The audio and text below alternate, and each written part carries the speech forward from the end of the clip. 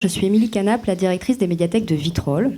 Et donc, je tenais à vous remercier d'être présent pour cette conférence ce soir dans le cadre des Mardis de la Passerelle, donc des conférences qui sont organisées tous les mois, 1 à 3 fois par mois à la médiathèque La Passerelle.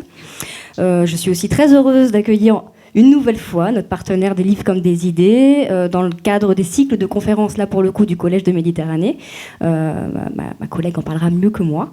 Et d'accueillir ce soir sur le thème C'est écrit, c'est très bien, le Caire, histoire d'une métropole entre islam, Afrique et Méditerranée. Monsieur Loiseau, donc, qui va pouvoir nous faire cette conférence. Je tenais aussi à vous informer que sur cette même thématique, mardi prochain, nous accueillerons également d'autres intervenants. La thématique de cette conférence, qui sera aussi à 19h, c'est métropole, nourricière ou prédatrice. Et là, nous aurons des intervenants qui aborderont la ville d'Alger, Barcelone et également la métropole Marseille-Provence avec la présence du maire de Vitrolles. Voilà. Je vous souhaite une excellente soirée et je passe la parole. Oui, bonsoir. Merci d'être là, d'avoir bravé les premiers froids. Nous allons partir au Caire, où il fait sans doute moins froid. Merci donc à mon tour de vous remercier pour cet accueil. C'est donc la deuxième année que nous sommes ici à la médiathèque La Passerelle et nous sommes très heureux de vous retrouver. Peut-être certains d'entre vous avaient assisté à la conférence de l'an dernier. Si ce n'est pas le cas, je vous invite à la regarder puisque toutes les conférences du Collège de Méditerranée sont captées en vidéo. L'équipe est tout là-haut en régie et vous pouvez donc les retrouver.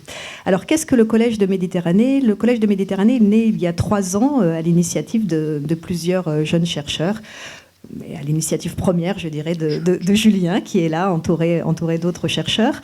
Un chercheur, c'est souvent un nom qui fait un peu peur. On a l'impression que les chercheurs, ils sont parfois un peu coupés de la société. Et c'est justement pour ça que ces historiens, pour la plupart, mais aussi philosophes, nous ont proposé des cycles de conférences où leur idée était de rencontrer le grand public. D'où le sous-titre du Collège de Méditerranée, c'est les sciences humaines dans la cité. L'idée, c'est vraiment de descendre dans la cité et de venir dialoguer avec le public sur des sujets qui sont parfois très pointus et que donc ces messieurs et ces dames essaient de rendre moins pointus et plus accessibles. On va le voir ce soir. C'est un pari pour eux aussi parce que c'est difficile parfois de trouver les mots et de savoir diffuser comme ça ces connaissances envers je le redis, le grand public ou disons un public large. Et voilà, et on est heureux de vous emmener dans cette aventure. Peut-être, Julien, à l'issue de ta conférence, tu présenteras d'ailleurs le reste du cycle de l'année, où l'idée, c'est vraiment à chaque fois de raconter par le temps long des sujets qui peuvent aussi trouver un écho dans notre société contemporaine. Et ça, cet aspect-là est très important. Et cet écho, évidemment, on vous invite à le trouver avec nous par un jeu de questions-réponses à la fin de la conférence. N'hésitez pas à prendre la parole. La parole, je vais la laisser à Julien. Julien est donc professeur d'histoire à l'université d'Aix-Marseille. Il a vécu longtemps au Caire, ville qu'il connaît bien, ville à laquelle il avait consacré d'ailleurs sa thèse. Et je peux dire qu'il en est un des plus éminents spécialistes, du moins en tout cas sur le temps dont il va être question ce soir. Voilà. Je te laisse donc la parole, Julien. Je te remercie pour cela et puis je vous souhaite une bonne conférence. Merci beaucoup, Fabienne. Tous mes remerciements vont évidemment à l'équipe de la médiathèque La Passerelle, à sa directrice. On est vraiment très heureux dans l'équipe du Collège de Méditerranée de revenir ici pour la deuxième année consécutive. Je tiens également à remercier très vivement tous les membres de l'association des livres comme des idées qui portent ces conférences, qui les organisent. Et puis également des remerciements pour une étudiante de l'université, Jamila Wahou, qui a préparé cette conférence avec les membres d'une association d'alphabétisation, l'association Béaba 13. On essaye aussi de préparer ces conférences avec des publics qui n'ont pas un accès généralement facile à ces événements-là. Alors, cette année, nous avons en quelque sorte répondu à l'appel, à l'invitation de la médiathèque pour nous inscrire dans le cycle de conférences de la médiathèque. Sa directrice l'a rappelé, donc sur les métropoles de Méditerranée. Et de fait, ces cités méditerranéennes, elles sont nombreuses, ces cités qui peuplent notre imaginaire et qui, au sens propre, ont fait la Méditerranée. Alors on va se placer une petite carte sous les yeux. Ces cités qui ont fait de la mer intérieure un trait d'union, un espace de passage, qui ont façonné à son échelle une civilisation partagée. Nous pourrions égrener ensemble les noms de ces cités de Méditerranée, Athènes, Syracuse, Marseille, Alexandrie, Carthage, Rome. Rome bien évidemment, parce que Rome, pendant plusieurs siècles, fut l'autre nom de la Méditerranée. Plus tard, d'autres cités sont venues ajouter leur pierre à l'histoire de la Méditerranée: Constantinople, Tunis, Palerme, Venise, Bougie, Barcelone, Gênes, Beyrouth, Naples, Alger. Bon, je m'arrête ici dans cette litanie. Toutes ces villes que je viens de mentionner ont, à une époque de leur histoire, à l'époque de leur apogée, ou à plusieurs moments de leur histoire, ont exercé des fonctions de métropole. Qu'est-ce qu'on entend par ça? Eh bien, elles ont dominé un territoire, elles ont drainé vers elles des populations venant d'horizons très différents, des marchandises, des richesses, des idées venues de loin. Elles ont drainé vers elles des ambitions, des espérances, qui ont fait rayonner leur nom très au-delà de leur arrière-pays. Pour le dire autrement, qu'est-ce qu'aurait été Marseille si elle n'avait eu que la Provence? Évidemment, une métropole rayonne au-delà de son arrière-pays. Alors, vous l'aurez remarqué, dans ce petit propos liminaire, il y a un nom de ville qui ne nous vient pas spontanément à l'esprit lorsque l'on songe à la Méditerranée, alors même que cette ville, on va changer de carte, alors même que cette ville, qui a plus de 1000 ans d'histoire, a été et est toujours, dans une certaine mesure, l'une des métropoles non seulement les plus peuplées de cette partie du monde, mais également les plus influentes de cette partie du monde. Cette ville, à laquelle on ne pense pas spontanément lorsque l'on parle de la Méditerranée, c'est Le Caire. Alors, pourquoi n'y songeons-nous pas spontanément? Sans doute, est-ce parce que le Caire, situé à 200 km de la côte, n'est pas un port méditerranéen. Peut-être aussi est-ce parce que le Caire, fondé sur les rives du Nil, appartient, dans notre représentation du monde, à l'espace africain. Peut-être aussi est-ce parce que l'Égypte reste avant tout, dans notre imaginaire, le pays des pharaons, le pays des pyramides, le pays d'une histoire tellement ancienne que nous avons du mal à penser que la trajectoire de ce pays ait pu croiser la nôtre. Comme si, au fond, l'Égypte appartenait à un espace-temps inconciliable avec le nôtre. Sans doute, il y a un peu de tout cela dans notre difficulté à intégrer l'Égypte et sa capitale à l'horizon de notre Méditerranée. Mais il y a une raison plus profonde encore à cela. C'est que le Caire appartient à un monde dont l'histoire ne s'est pas orientée comme la nôtre. Un monde où la Méditerranée a cessé d'être une mer intérieure pour devenir un espace frontalier, un espace disputé, un espace d'opportunité et d'échange également, mais d'échange entre des sociétés désormais très différentes les unes des autres, sur une rive et sur l'autre de la Méditerranée, des sociétés que beaucoup de choses opposaient désormais. L'histoire du Caire appartient à un temps où la Méditerranée a cessé d'être un trait d'union, pour devenir un miroir. Alors un miroir, ça renvoie une image, un miroir, ça se traverse aussi, bien évidemment, mais seuls les audacieux se risquent à traverser ce miroir. Cette histoire à laquelle appartient le Caire, eh bien, c'est l'histoire du monde islamique, d'un monde orienté au sens propre, un monde tourné vers l'Orient, un monde organisé le long d'une immense dorsale qui court, vous le voyez sur cette carte, qui court de l'ouest depuis les rives de l'Atlantique jusqu'aux rives de l'Indus, qui court de l'Espagne à l'Asie centrale, à l'Inde et même plus tard, là cette carte le représente autour de l'an 1000, même plus tard, à l'Inde et à l'Indonésie. Le Caire constitue l'un des principaux jalons de cette immense diagonale dont la Méditerranée n'est plus que l'une des façades, au même titre par exemple, que le Sahara et le Sahel. L'histoire du Caire est donc tout à la fois méditerranéenne, orientale et africaine. En un mot, elle est islamique, à condition d'avoir à l'esprit ce que signifie ici cet adjectif, ce que signifie le mot islam. L'islam, c'est bien évidemment une religion, mais ce n'est pas seulement une religion. Il faut avoir à l'esprit que l'islam a été aussi un empire. Un empire qui a dominé, entre autres, les rives méridionales et orientales de la Méditerranée. Un empire qui a été le creuset d'une civilisation mondiale, abreuvée à de multiples sources. La Méditerranée est l'une d'entre elles. La Méditerranée gréco-romaine est l'une des sources de la civilisation islamique, mais une parmi d'autres. Je vous propose par conséquent ce soir de découvrir ou de redécouvrir, peut-être pour certains d'entre vous, de découvrir ou de redécouvrir ensemble l'histoire du Caire comme un livre ouvert sur une histoire qui ne nous est guère familière, comme un livre ouvert sur une histoire que nous connaissons mal et qui pourtant a entraîné dans son sillage l'histoire de la Méditerranée. Un dernier mot pour comment dirais-je, préciser les limites de mon propos. Pour parler de l'histoire du Caire, il faudrait y passer une journée entière, peut-être même un cycle de conférences d'une semaine. Je me limiterai à ce que je connais le mieux, c'est-à-dire l'histoire du Caire médiéval. Je m'aventurerai un petit peu parfois au-delà du XVIe siècle, mais principalement, mon propos de ce soir portera sur l'histoire du Caire au Moyen-Âge. Alors, à quoi tient l'histoire d'une ville ? Qu'est-ce qui rend l'histoire d'une ville si singulière aux yeux de ses habitants, aux yeux de ceux qui la visitent? Qu'est-ce qui la rend si singulière sous la plume des écrivains qui en font le théâtre, le décor de leur œuvre, ou sous la plume des historiens? Qu'est-ce qui différencie une ville de toutes les autres? Qu'est-ce qui la rend unique, reconnaissable entre toutes?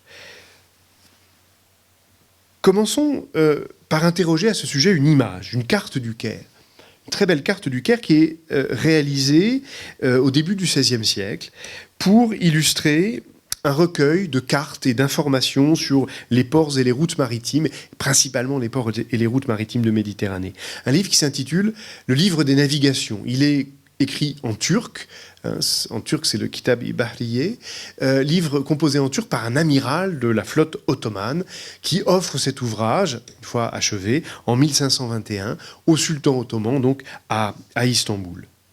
Le fait même que le livre des navigations comporte une carte du Caire est l'indice que la capitale égyptienne appartenait bien, au moins pour les hommes de ce temps, à l'espace méditerranéen. Parce que cet ouvrage, le livre des navigations, est effectivement centré sur l'histoire, sur l'espace et les navigations de Méditerranée. Alors, on le voit sur cette carte, une ville, c'est d'abord un site, c'est un paysage, c'est un écrin dans lequel l'espace urbain s'est déployé. Et l'histoire du Caire est indissociable, à ce titre, de son site, entre la montagne et le Nil. La montagne ici, qui s'appelle le Mokattam, et le Nil, qui coule du sud vers le nord. Le sud est en haut de la carte, le nord est en bas. Une ville à distance respectable, d'ailleurs, de l'une comme de l'autre. Le Caire, de fait, s'est établi à cheval sur le désert et sur la plaine fertile. Le désert où sont établis ces immenses cimetières, dont je reparlerai, et la plaine où s'épanouissent les immenses jardins qui nourrissent la ville et qui sont ici représentés en particulier par des palmiers. Alors, une ville, c'est aussi une unité spatiale, un espace densément bâti, formant un noyau cohérent, un espace que des remparts, bien souvent, viennent à la fois protéger, délimiter et corseter. Bien souvent, je parle ici des villes d'avant, disons, d'avant les XVIIe, XVIIIe siècles. Sur cette carte, les remparts du Caire dessinent très clairement les limites, la ligne de démarcation entre l'espace urbanisé et le plat pays environnement. Peut-être même d'ailleurs un peu trop clairement, un peu trop nettement, pour être honnête. On y reviendra ensemble plus tard. La réalité est sans doute un peu plus compliquée. Et d'ailleurs, la carte signale dans l'environnement du Caire, dans l'environnement de la ville, non seulement des villages égrenés sur les deux rives du Nil. Vous les voyez ici sur les rives droite et gauche du Nil, des villages, mais également de véritables quartiers qui appartiennent en fait à l'agglomération du Caire, qui appartiennent à son histoire, de véritables noyaux urbains, mais séparés du corps principal de la ville. On les voit ici, par exemple, et ces noyaux urbains, séparés du corps de la ville, sont, on y reviendra, les témoins de son histoire, de sa très longue histoire. Une ville, enfin, ce sont des monuments célèbres, des lieux de mémoire, qui font sa renommée en raison de l'histoire de ces lieux, en raison éventuellement de leur caractère sacré, ou tout simplement de leur caractère incontournable. Et vous en avez sur cette carte des monuments au caractère incontournable. Vous les voyez en haut de la carte à droite. Ce sont les pyramides, bien sûr. Les pyramides sur le plateau de Gizeh.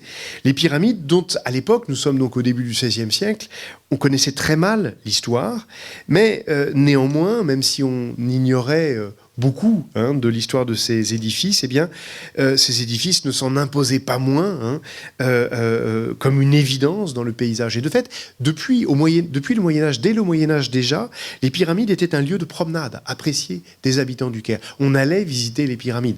On n'a pas attendu de déchiffrer les hiéroglyphes pour s'y intéresser. Outre les pyramides, la carte que nous avons sous les yeux signale le puissant château qui domine la ville. Ce puissant château que l'on appelait la citadelle de la montagne, construite sur un éperon rocheux, j'en reparlerai. On voit également au pied de la citadelle ce vaste hippodrome ici, entouré de murs, cette vaste étendue d'herbes vertes, un hippodrome qui était aussi et surtout un terrain d'entraînement pour les cavaliers d'élite, ces cavaliers qui, pendant près de 3 siècles, avaient régné sur l'Égypte et la Syrie, les Mamelouks que les Ottomans venaient tout juste de chasser du Caire, puisque cette carte est publiée en 1521, nous sommes 4 ans à peine après la chute des Mamelouks et la victoire des Ottomans, la conquête du Caire par les Ottomans. C'est là que les Mamelouks, sur cet hippodrome, c'est là que les Mamelouks venaient s'entraîner, venaient également jouer au polo, car c'était l'un des loisirs royaux préférés de ces cavaliers. Partie de polo qui se déroulait en public, auquel assistaient les habitants du Caire. C'était même un des spectacles les plus prisés par la population qui venait admirer les prouesses des cavaliers Mamelouks. Enfin, le Caire, vous le voyez aussi sur cette carte, ce sont ces innombrables monuments surmontés d'une coupole et flanqués d'un minaret, des mosquées bien sûr, mais pas seulement, nous y reviendrons, car ces fondations, ces institutions pieuses, prestigieuses, avaient également d'autres fonctions que celles de lieux de culte. Alors, je pourrais continuer à détailler cette carte. Vous signalez par exemple cette colonne située, vous la voyez peut-être à peine ici, à la pointe sud du Nil, de l'île de Raouda. Cette colonne, c'est la colonne du nilomètre. Le nilomètre sur lequel était chaque année mesurée la montée de la crue du Nil, dont je reparlerai également. Je pourrais continuer à détailler ainsi cette carte, mais je crois que nous avons maintenant en tête tous assez d'éléments pour pouvoir entrer dans le vif de l'histoire du Caire. Alors, puisqu'il faut choisir une porte d'entrée dans cette histoire, commençons, si vous le voulez bien, par son nom. Depuis le XVe siècle au moins, la capitale égyptienne est connue en langue française sous le nom que nous employons tous aujourd'hui, que nous employons toujours aujourd'hui, quoique avec une orthographe variable, vous le voyez d'ailleurs ici à l'écran, le Caire. Auparavant, avant le XVe siècle, voyageurs et pèlerins européens l'appelaient volontiers d'un autre nom, Babylone d'Égypte, convoquant ainsi par ce nom de Babylone le souvenir du texte biblique, le souvenir de la Babylone biblique, l'image d'une ville immense, orgueilleuse et pécheresse. Mais quel est donc le vrai nom de la capitale égyptienne ? Le Caire vient de l'arabe El-Qahira, par l'intermédiaire de l'italien Il Cairo.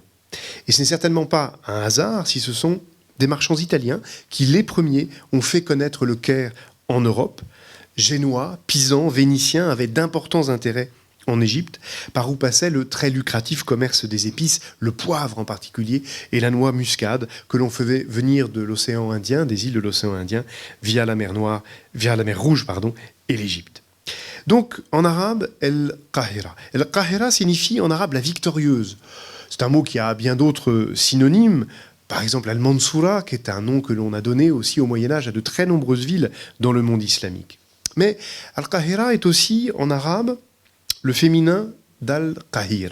Al-Qahir, c'est le nom donné en arabe à la planète Mars. Or, l'astrologie occupait une place très importante dans la culture islamique au Moyen-Âge. Les souverains consultaient les astrologues avant de prendre une décision importante. Par exemple, avant de déclarer la guerre, avant de rentrer en bataille, ou avant de fonder une ville. Avant de fonder une ville, un souverain faisait établir par ses astrologues l'horoscope de la ville, pour connaître l'avenir de cette ville. Et évidemment pour la fonder sous la conjonction astrologique la plus favorable pour assurer sa prospérité. Les souverains faisaient donc établir l'horoscope de leur nouvelle capitale, au même titre, par exemple, que l'horoscope de leur règne ou celui de leur fils et futur héritier. Le Caire, donc Al-Qahira, la victorieuse, la martienne peut-être, celle fondée sous le signe de la planète Mars, fut donc ainsi fondée en 969 de notre ère, sous le signe astrologique de la planète Mars, par une armée victorieuse. Une armée venue du Maghreb, venue de la Tunisie actuelle. Vous avez ici à l'écran un de ces très beaux objets d'art produits pour la cour de cette armée victorieuse, de ce souverain victorieux. Une armée qui comptait dans ses rangs de très nombreux combattants d'origine berbère, mais qui était conduite sur le champ de bataille par un ancien esclave d'origine sicilienne. Vous voyez, la Méditerranée se convoque aussi dans l'histoire du Caire. Cette armée était venue conquérir l'Égypte au nom d'un souverain qui prétendait à la domination universelle sur l'empire islamique. Donc un souverain qui se prétendait calife, car c'est ça la signification principale du califat au Moyen-Âge, la domination universelle sur l'empire de l'islam. Et pour cet homme qui avait donc proclamé son califat, la conquête de l'Égypte n'était qu'une étape vers le centre du monde islamique, vers Bagdad, capitale d'un autre calife, rival celui-là, calife d'une autre dynastie. Alors, ce souverain, donc conquérant de l'Égypte, était le chef de la dynastie des Fatimides. Les Fatimides, pourquoi ce nom? Tout simplement parce que cette famille prétendait descendre du prophète de l'islam lui-même par sa fille Fatima. D'où ce nom de Fatimide. C'est l'une des rares dynasties, sinon la seule dans l'histoire islamique, qui tire son nom du nom d'une femme, Fatima. Le calife Fatimide était aussi le chef d'un courant religieux minoritaire en islam, mais très actif au Xe siècle. Très actif, très dynamique, très conquérant au Xe siècle. Le chiisme, et plus précisément, une des branches du chiisme qu'on appelle l'ismaïlisme. Donc le chiisme ismaïlien, courant rival, courant adversaire de l'islam sunnite, dont le calife de Bagdad était l'autorité suprême. Conquérir l'Égypte, c'est donc une première étape pour ce calife parti de Tunisie pour atteindre Bagdad et le centre du monde islamique, ce qu'il ne parviendra jamais à faire. Mais restons en Égypte.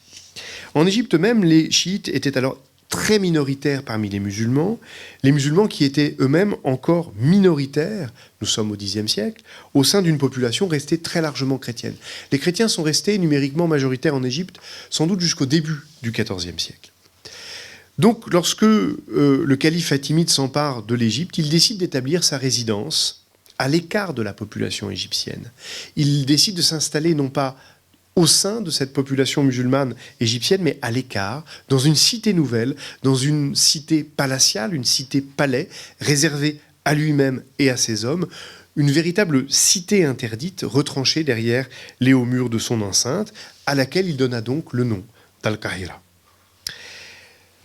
Or, je reste à mon histoire de nom de la ville. La cité des califes fatimides est édifiée en 969 à quelques kilomètres seulement d'une autre ville. Une autre ville qui est alors l'une des plus grandes villes, sinon la plus grande ville de Méditerranée.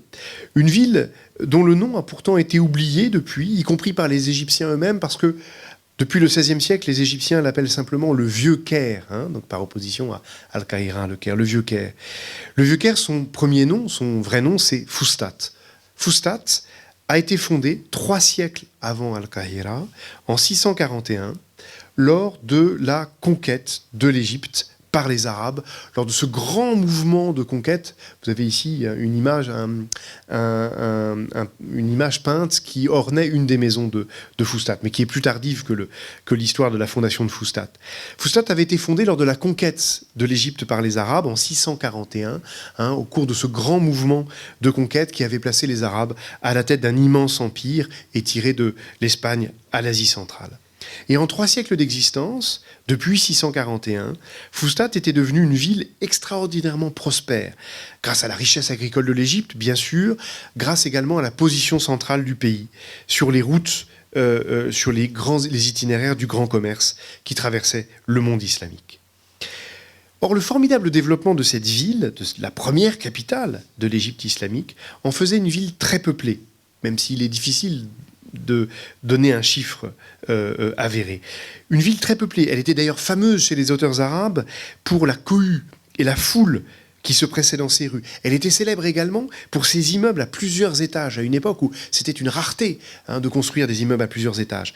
Eh bien, le Caire, Fustat, était déjà célèbre au Xe siècle par ses immeubles à plusieurs étages, rendus nécessaires par sa densité de population. C'est précisément cette foule, cette densité et les dangers de la foule que, en 969, le nouveau maître du pays, le calife fatimide, a donc voulu éviter en établissant sa résidence à quelques kilomètres de distance. Et le nom qu'il donna à sa cité, Al-Qahira, devait progressivement éclipser celui de Fustat, et même le condamner à l'oubli, au fur et à mesure où les deux noyaux urbains se sont mêlés pour former une seule et même ville. Alors a-t-on fini avec cette histoire de nom ? Eh bien, pas tout à fait. Car Fustat n'est pas la première ville à avoir été édifiée à cet emplacement, en rive droite du Nil, en un point stratégiquement choisi, puisque nous sommes dans cette région d'Égypte où la vallée proprement dite, là où le fleuve est encadré par le désert, le moment où la vallée vient s'évaser et former le très vaste delta du Nil. C'est précisément un point de passage, cet endroit où est installé Fustat le Caire, point de passage où l'on peut franchir le grand fleuve grâce à des îles. Le lieu est parfaitement choisi pour qui veut contrôler les circulations entre la vallée et le delta, pour qui veut prélever l'impôt, pour qui veut capter une partie de l'immense richesse agricole de l'Égypte. Et il y avait là, justement, une petite forteresse. Une forteresse fondée au VIe siècle avant notre ère, à une époque où ce sont les Perses qui dominaient l'Égypte. D'où le nom de Babylone, Babylone d'Égypte, sous lequel cette ville était connue dans l'Antiquité. On comprend mieux pourquoi, au Moyen-Âge, les auteurs européens qui lisaient leurs classiques désignaient sous ce vieux nom de Babylone la nouvelle capitale de l'Égypte islamique. Pourtant, à l'arrivée des Arabes en 641, vous avez ici une représentation des murs de Babylone d'Égypte, mais faite à la fin du XVIIIe siècle. Le siège du pouvoir en Égypte, quand arrivent les Arabes en 641, le siège du pouvoir en Égypte n'est pas installé à Babylone, mais à Alexandrie, sur la côte méditerranéenne. À l'époque, au moment de l'arrivée et de la conquête de l'Égypte par les Arabes, l'Égypte était l'une des provinces de l'Empire romain, plus exactement de l'Empire romain d'Orient, cet empire que nous appelons traditionnellement dans notre représentation de l'histoire l'Empire byzantin, l'Empire romain d'Orient, l'Empire byzantin, qui avait pour capitale, comme vous le savez, Constantinople. Constantinople, énorme ville, qui assurait son approvisionnement en pain grâce au blé d'Égypte, grâce au blé égyptien qu'elle faisait venir depuis Alexandrie. Il était donc logique qu'à l'époque byzantine, la capitale byzantine de l'Égypte soit Alexandrie. L'Égypte était alors orientée vers le nord, tournée vers Constantinople. Eh bien, la conquête arabe de 641 réoriente l'Égypte. Désormais, le pays n'est plus tourné vers le nord, vers la Méditerranée, vers Constantinople. Il est désormais tourné vers l'Orient, vers la Syrie, l'Irak, que l'on atteint par les pistes qui traversent la péninsule du Sinaï, vers la mer Rouge également, que l'on atteint à travers le désert oriental. Et donc, assez logiquement, compte tenu de cette nouvelle orientation de l'empire auquel appartient désormais l'Égypte, eh bien, Babylone d'Égypte remplace Alexandrie comme siège du nouveau pouvoir. Et les Arabes y installent leur nouvelle capitale, Fustat, en 641, avant que, 3 siècles plus tard, la fondation de la cité d'Al-Qahira ne vienne donner son nom à l'ensemble de la métropole égyptienne. Alors que nous apprend cette petite enquête, je vais trop vite, cette petite enquête onomastique, cette enquête à travers les noms de la ville. Elle nous apprend plusieurs choses. D'abord que le destin d'une grande métropole est très souvent le résultat de plusieurs histoires entremêlées, le résultat de dynamiques historiques différentes qui se renforcent les unes les autres, mais qui souvent conduisent à oublier l'histoire la plus ancienne des lieux. Cette petite enquête nous apprend également qu'en histoire, il est rare, il est exceptionnel que l'on parte de zéro. Il est rare qu'il n'y ait rien. Il est rare qu'il n'y ait rien là où une histoire commence. Elle nous apprend au fond cette enquête que fonder quelque chose, qu'il s'agisse d'une cité ou qu'il s'agisse d'une religion, fonder quelque chose consiste bien souvent à réorganiser l'existant. Fonder quelque chose consiste à réorganiser l'existant, à lui donner un nouveau sens. Cette petite enquête nous montre aussi que la multiplicité des noms de la ville, Babylone, Fustat, Al-Qahira, la multiplicité des noms de la ville raconte la succession des empires qui ont fait de cette ville le siège de leur pouvoir dans la vallée du Nil. Le Caire a connu tout au long de son histoire une série de dynasties. Je vous en épargne la liste, elle est trop longue. Toute une série de dynasties et de régimes politiques. On en a déjà croisé trois, les Fatimides, les Mamelouks, les Ottomans. Des dynasties, des régimes qui ont cherché à façonner, avec plus ou moins de succès, à façonner la ville à leur image, à leur usage. Et malgré la succession des dynasties et des pouvoirs, cette ville a su bâtir une identité, a su bâtir et conserver une identité par-delà les pouvoirs qui l'ont dominée. Dernier enseignement de cette petite enquête, elle nous apprend aussi qu'une ville se déplace. Une ville se déplace dans son espace. Elle nous apprend que les quartiers les plus anciens d'une ville n'occupent pas toujours le centre de la ville. De même qu'en archéologie, vous le savez peut-être, il arrive que les vestiges les plus anciens apparaissent au-dessus et non pas en dessous des niveaux les plus récents, par des phénomènes de renversement des couches archéologiques. Et j'en veux pour preuve que depuis les années 1980, le Caire se déplace à nouveau. Et le Caire se déplace hors du Caire. Vous voyez sur cette carte prise sur le site de Google Maps, c'est une image récente du Caire, où on voit que le Caire sort du Caire avec la création de villes nouvelles qui ont été initiées dans les années 80, des villes nouvelles créées dans le désert occidental et dans le désert oriental, des villes nouvelles destinées à désengorger la ville historique. Et cette tendance, elle atteint aujourd'hui son paroxysme avec, vous en avez peut-être entendu parler, la fondation d'une nouvelle capitale. Alors elle n'apparaît pas encore sur la carte, elle n'est pas encore visible, elle est située 45 km à l'est du Caire, une nouvelle capitale qui d'ailleurs n'a pas encore trouvé de nom, mais qui sans doute le trouvera. Alors outre le nom, ce qui donnait autrefois à une ville son unité, c'était bien souvent son enceinte. Le rempart qui la protégeait de l'extérieur, qui la séparait physiquement et symboliquement de ses environs. C'est le mur d'enceinte d'une ville qui lui donnait sa cohérence spatiale, sa visibilité dans le paysage, et qui d'ailleurs souvent, juridiquement, définissait les droits de ses habitants. Qu'est-ce qu'il en est au Caire ?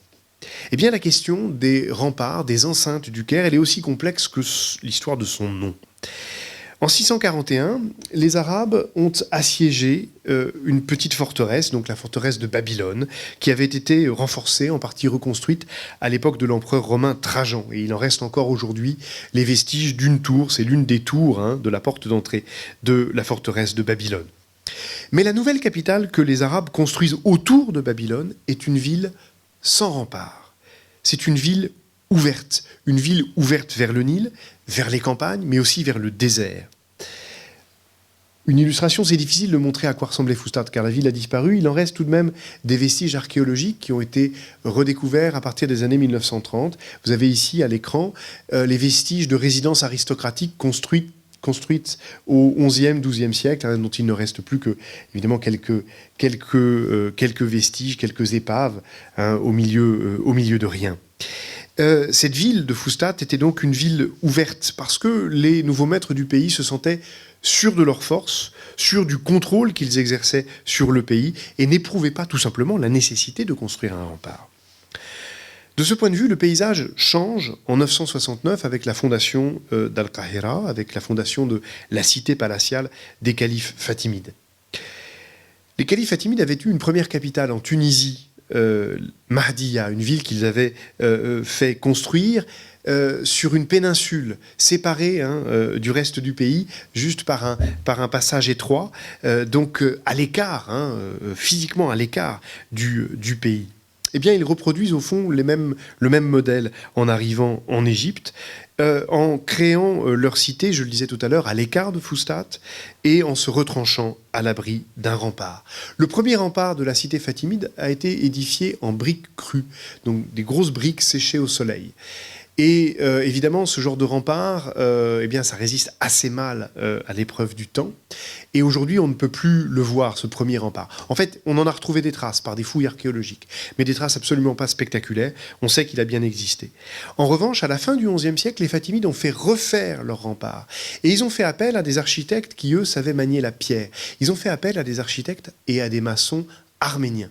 C'est le début d'une longue histoire de la diaspora arménienne en Égypte et de la diaspora arménienne au Caire. Alors, de cette deuxième muraille fatimide du Caire, il reste les portes d'entrée, portes absolument monumentales. Vous avez ici deux de ces portes.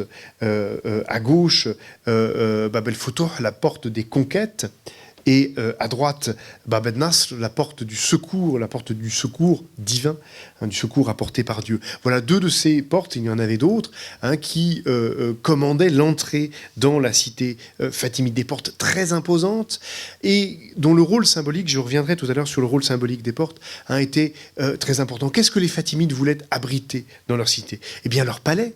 Pour commencer, c'est à l'abri de ces portes que se trouvaient les palais des califes, mais également les magasins des palais où ils entreposaient les armes, les objets précieux, les réserves alimentaires de la cour. Il y avait également à l'abri des remparts les casernes des troupes d'élite du calife. Et puis également, à l'abri de ces murs, la grande mosquée, construite par les Fatimides, la mosquée El-Azhar, la plus brillante. Je reviendrai sur l'histoire d'El-Azhar un peu plus tard dans mon exposé. Tout cela devait donc être protégé, séparé, à la fois physiquement et symboliquement, protégé, séparé du reste du pays, et surtout, je le disais tout à l'heure, séparé de la grande ville toute proche, de Fustat, et de sa population foisonnante.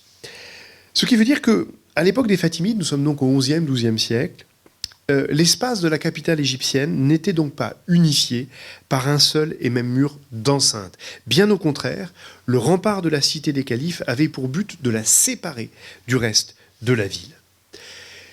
Eh bien, cet état de fait va changer à la fin du XIIe siècle, avec un homme que l'on connaît bien, y compris en Europe, un homme qui a mis fin à la dynastie des Fatimides et que l'on connaît bien en Europe en raison de son rôle au moment des croisades. Cet homme, ce chef de guerre, c'est Saladin. Bon, on ne connaît aucun portrait de Saladin, alors quitte à vous donner un portrait de Saladin, voici un album de bande dessinée auquel j'ai contribué et que je vous invite à lire si vous voulez connaître un peu mieux l'histoire de Saladin.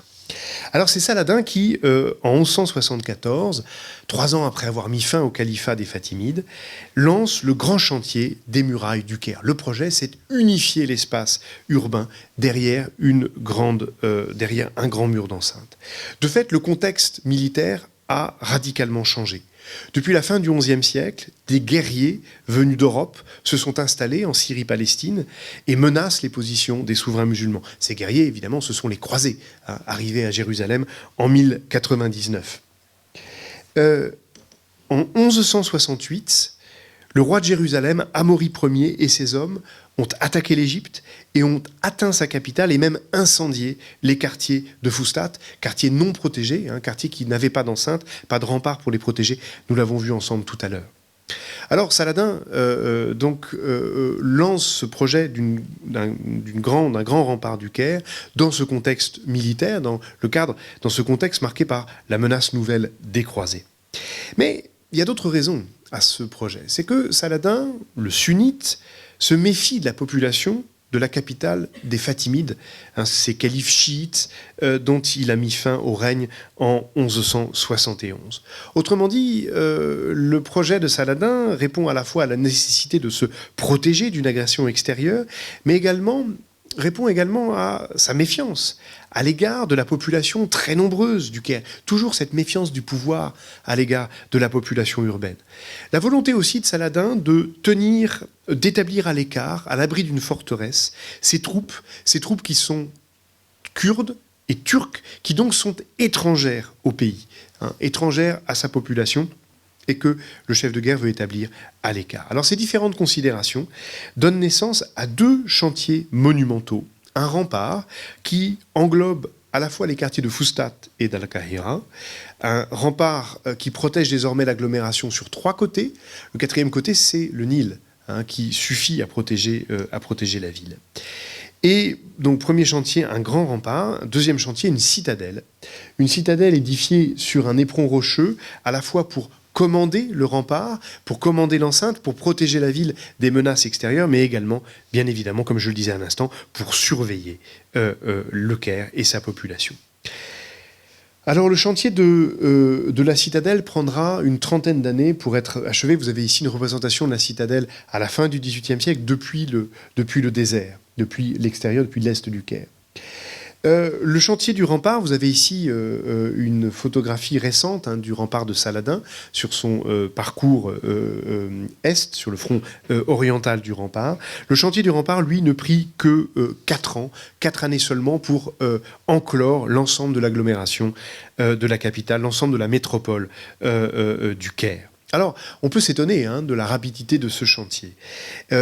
Tout simplement parce qu'un chantier comme celui-là, il faut une main-d'œuvre abondante et surtout un approvisionnement en matières premières, en pierre. Alors la main-d'œuvre, Saladin va la chercher pas très loin, il va la chercher tout simplement chez les prisonniers qu'il a fait au cours des croisades. Ce sont souvent des ouvriers et des maçons choisis parmi les prisonniers francs, parmi les croisés capturés lors des batailles de Saladin. Ce sont eux qui vont être les grands ouvriers de ce chantier.